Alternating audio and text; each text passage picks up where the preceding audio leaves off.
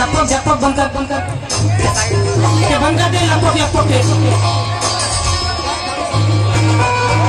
असं स्पीड ठेव त्याला असं करू नको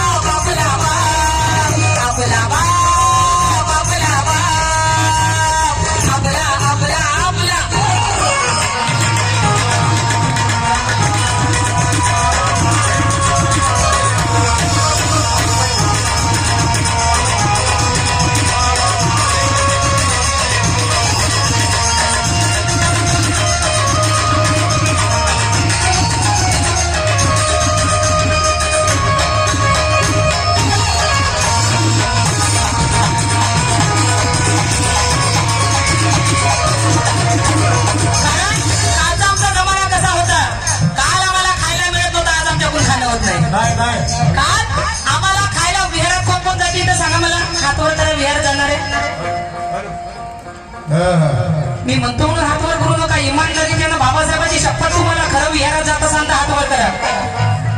कारण बाबासाहेब बोलले वाचाल तर वाचाल बाबासाहेब बोलले आम्हाला वाचा आम्हाला ऐकवायला नाचा आम्ही म्हणतो भीम के लगते जिगर आधे इधर आधे उधर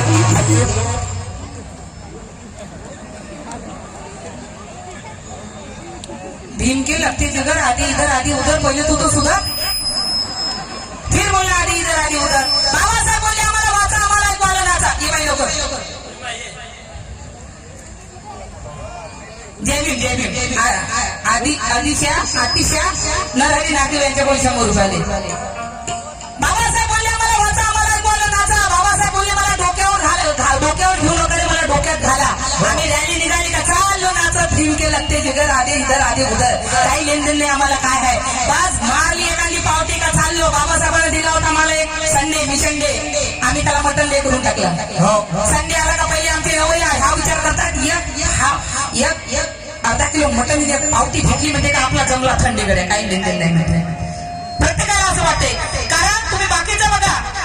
कारण मला माझ्या धर्माने सांगितलं कोणीही धर्माचं कोणत्याही जातीचं नाव घेऊन कोणाचं मन दुखवायचं नाही पण आम्हाला जागृत होण्याची गरज आहे तुम्हाला माहिती आहे आम्ही बौद्धगयासाठी आता लढा देत आहोत जिकडे तिकडे मोर्चे निघत आहे आंदोलन होत आहे असं ना हो की उद्या आम्हाला दीक्षाभूमीसाठी लढा द्यावा लागेल याच्यासाठी तुम्हाला जागृत व्हावं लागेल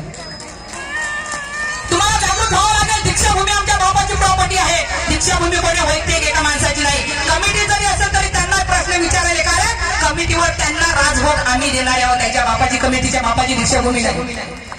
आज आम्ही बौद्धगयासाठी लढा देता उद्या असं ना हो की आम्हाला दीक्षाभूमीसाठी लढा याबद्दल आम्हाला दीक्षाभूमीसाठी लढा द्यावा लागेल संघा मित्र ग्रुप करून मला 1000 रुपयाची भेट आली यांच्यासाठी टाळ्या वाजवा दिगोरी जय भीम धन्यवाद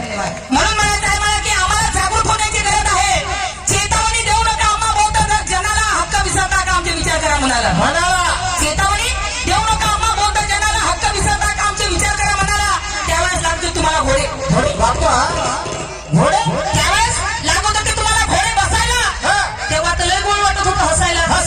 आता आम्ही लागलो खुर्चीवर बसायला